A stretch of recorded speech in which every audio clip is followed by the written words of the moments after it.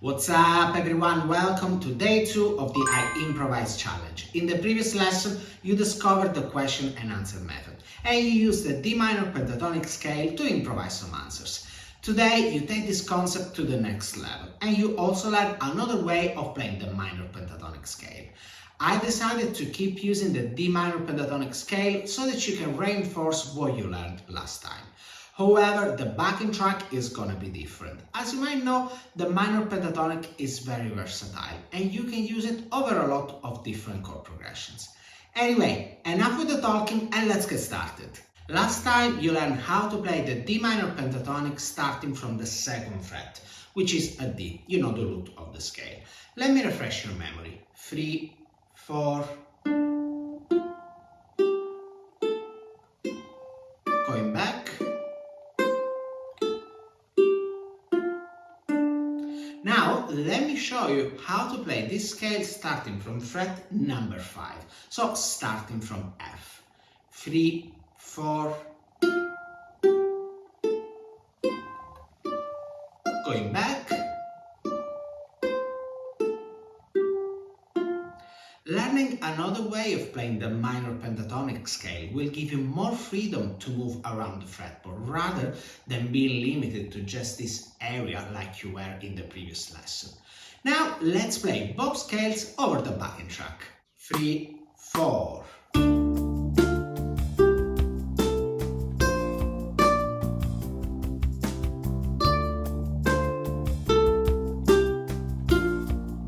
Now the one you learned today.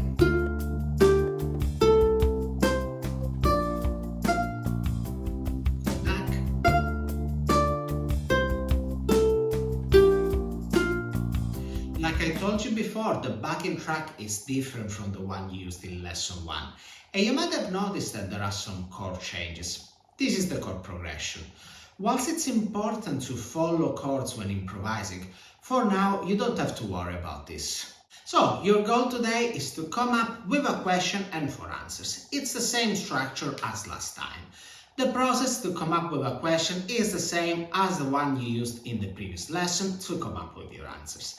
My suggestion for you is to work first on the question and when you're happy with it, move on to the answers. But now let's work on a question together. And so let's play the backing track.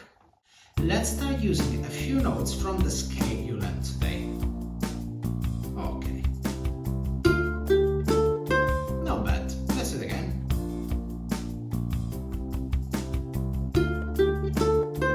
Okay, this could already be my question, but let's try a little bit more.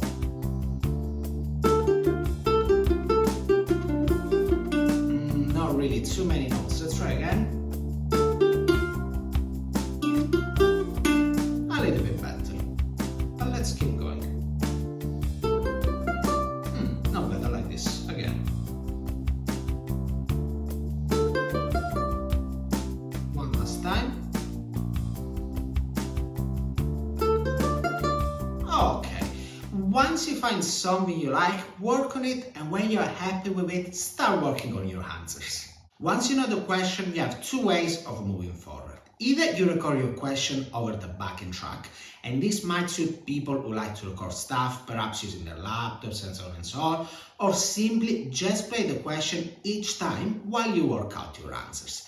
Let me add that you don't necessarily have to play the question every single time, but make sure question and answer don't overlap. Of course, the process of working out the answers is exactly the same as the one from lesson 1. And so if you want to revise it, just watch the tutorial. Now let me show you a demonstration of your assignment. 1, 2, 3, 4.